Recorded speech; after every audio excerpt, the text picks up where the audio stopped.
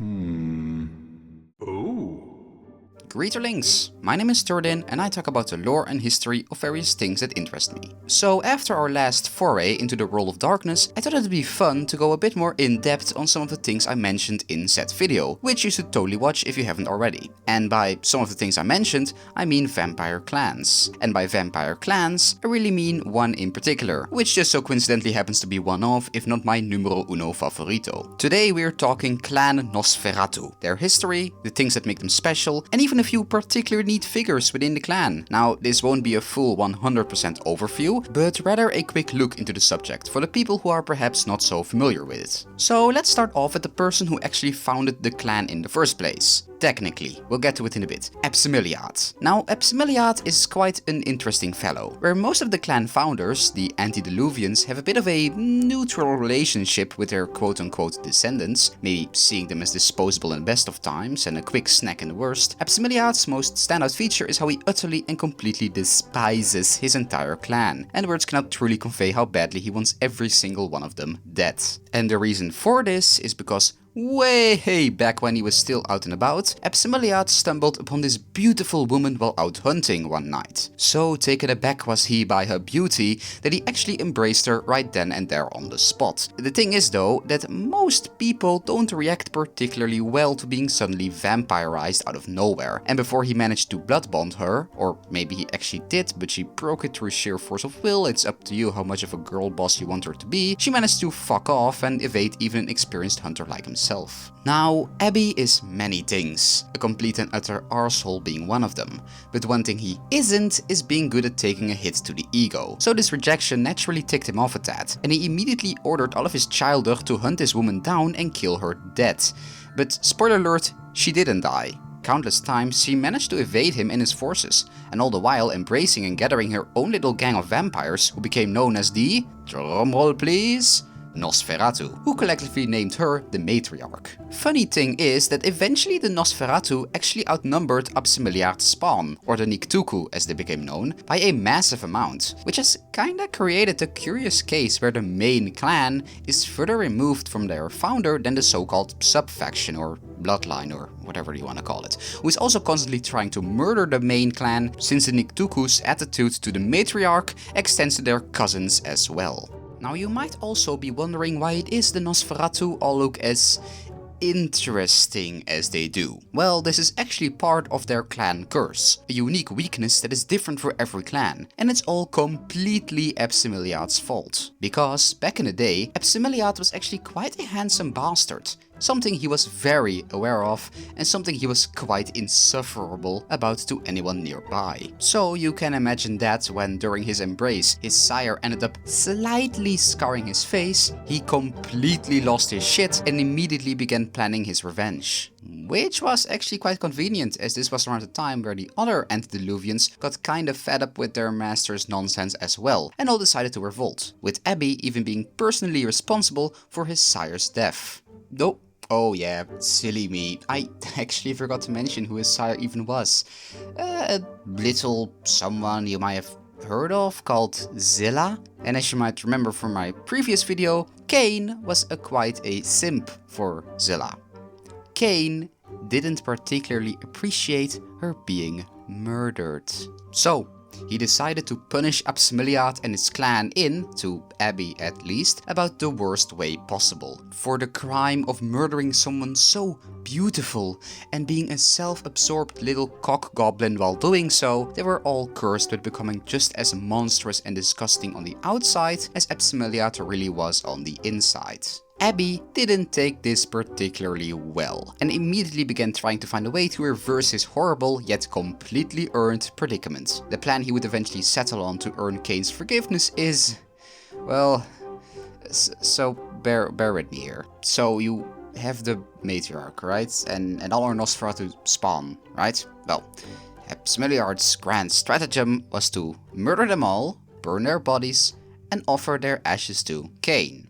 Cain, who punished them for murdering one another and who would truly appreciate more evidence of them murdering one another. Regardless, they have given it one hell of a shot, and while Epsimiliad has now thankfully decided to take a several century long nap, the Nictuku still roam the globe, hunting their cousins to this day. And with their antediluvian out of the picture, this is where the Nosferatu actually take the stage, and we get into the history of the clan proper, which started off a bit more difficult than most. Their appearance made early contact with humans a rather bloody affair, as it was completely impossible for them to blend in, unlike the other kindred. Most humans tended to flee or even attack once contact was made, which meant that the early Nosferatu were more often than not forced to quietly hunt and kill the Yumis in order to survive. The closest they could get would be by hiding in nearby caverns or rivers until nightfall, where they would then snatch up the occasional farmer or nighttime wanderer. This all changed, however, with the introduction of catacombs and sewer systems all over the world. The underground granted the Nosferatu an effective way to stay close to their food, without immediately alerting them and causing any conflicts. It also granted them a certain kind of power over the other kindred, who were not particularly fond of them either due to their ghastly appearance. The underground sewer systems made for great ways to move around the city unseen and spy on others, with free access to water systems meaning that they were always capable of poisoning them if a more forceful kind of diplomacy was necessary. But they were also great for another, more pragmatic reason: defense. With the Nictuku still constantly on their asses, several kindred who wouldn't mind if they all mysteriously disappeared, and plenty of Yumis who were very quick to draw the sword if they were ever spotted out in the open, the choke points and enclosed spaces of the underground made for an amazing defensive network that was almost impossible to properly pierce, and is far away from any prying eyes. This, coupled with their tendency to spy and learn all sorts of forbidden information that I mentioned earlier, has earned them a prime position in kindred society. Most might not want to associate with them, but the information they offer is valuable to further any goal, and at the same time also offers a good incentive to at least treat them with a little bit of respect. Where once they might have poisoned water supplies, now they might accidentally leak sensitive information to the wrong people if provoked, and that is something that most high-ranking kindred would rather avoid. Eternity gives plenty of time to earn a fair few skeletons in your closet, after all. Last thing you need is someone pulling them back out for all to see. And the introduction of modern technology and the internet has only strengthened this position further. Shreknet, get it, because the actor for the original Nosferatu in the movie Nosferatu, Count Orlok, was called Max Schreck, and they really wanted to rub in the reference even harder, is a modern network accessible to select few kindred, but mostly the Nazis, that allows them to easily document and share information with one another. Originally designed as a way of keeping track of any Nictuku skulking nearby, it has since grown out into a massive database that keeps track of even the most secretive of information about the most powerful of figures, both alive and undead. You want to know what some elders' favorite brand of shampoo is? No problemo. Their least favorite genre of music? Note down and ready to be used. Their opinion on Jujutsu Kaisen? It's kinda okay. First season started off very by the books, but the second season has picked up the pace, though it still isn't anything too amazing. While they started off at a low point, they have since secured quite a cozy position in modern knights, and most factions and groups ensure that they are at least on speaking terms with the sewer rats. Which brings us into what said sewer rats are actually like and how their clan actually functions.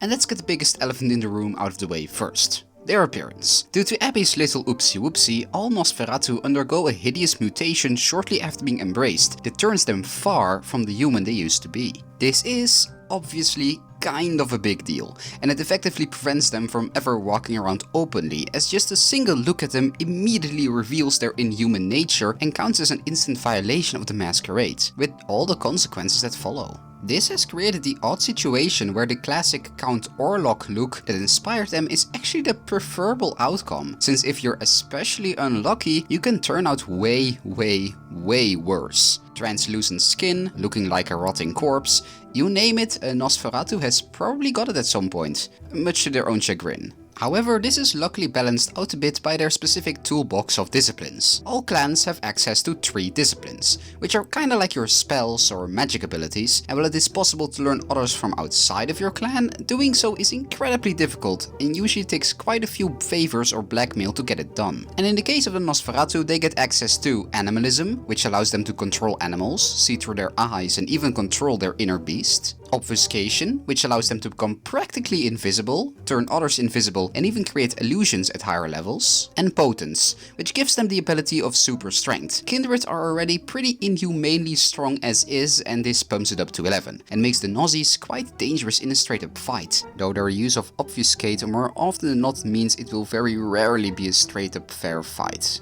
You can probably see why these specific abilities are quite convenient to the Nozzies. It's quite easy to spy on people if they don't even know you're there, or you can control the rats and birds that hang around their house. And in the rare case that they are ever caught, a good potence kick to the groin will probably shut down most opponents. And another benefit of being Team Nozzie is that their clan is actually unusually tight-knit and often even genuinely kind to one another. Since they were ostracized both by the Yumis and by plenty of other kindred, they gotta stick together. And more often than not, clan counts for more than faction or ideology. It's not unheard of to have a Sabbat Nosferatu being allowed to stay in Camarilla territory for a little bit, or vice versa. This kindness to the outcasts extends even to the living, as plenty of orphanages, self-help institutions or shelters owe at least a part of their funding to the Nosferatu, since they know all too well what it's like to be in the gutter and they prefer to make sure that others have the chance to get out of it now that they still can. And this is actually really sweet, and part of the reason why I love them oh so much. But it is a bit too easy to look at them as the archetypical Beauty and the Beast, ugly on the outside, beautiful on the inside. Plenty of them are, don't get me wrong, but they can still be incredibly spiteful and cruel. And I know of no better example than their specific criteria for embracing others. Because outside of the usual criteria that kindred like to check in order to make sure that someone is fit for immortality, the Nosferatu also draw many of their membership from two very distinct groups.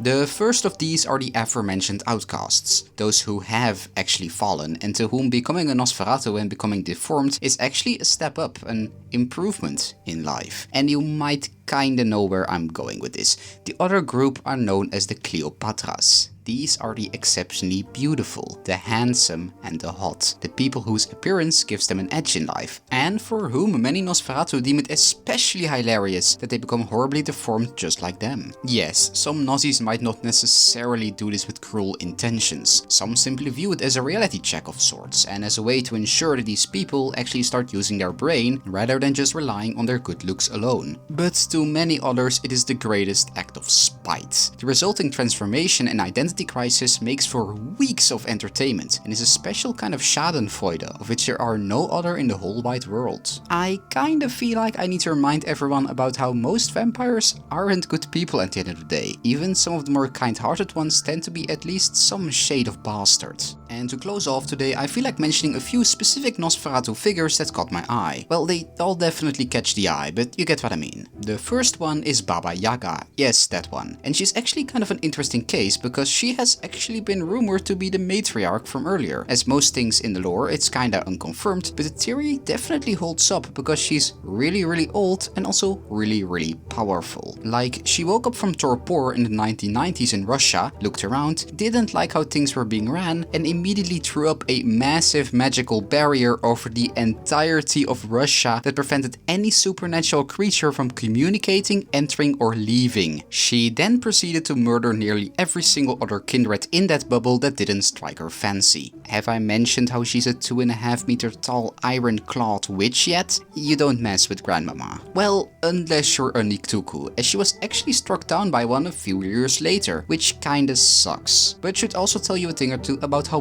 bloody terrifying those Nuxtaku bastards really are. The second of these is Zelios, who is another very interesting individual. He's basically this incredibly gifted architect who has been employed to construct castles, strongholds and underground tunnels for kindred all over the world. The funky thing about these, however, is how they always have a knack for being filled with secret passageways and even entire rooms that only Zelios knows about, as well as the reason for why they're even there in the first place. Something even weirder is how he went missing in New York in the 1990s, only for him to resurface nearly 20 years later in Los Angeles, and no one knows what the fuck happened or how he even ended up there. And last but certainly not least is Peter Piotrowski, or Piotr, from Hunter the Parenting on YouTube. I'm just going to put a picture of this beautiful fellow here and then tell you to watch it if you haven't already. It's an amazing show by Alpha Busa and the gang and serves as a neat introduction to the whole setting, since it, you know, was mainly my introduction to the whole setting, and look where we are now. Fair to say, I found something that definitely intrigued me, cause why else would I spend as much time talking about it as I have? And why else do I still have a whole bunch of stuff I want to get to eventually.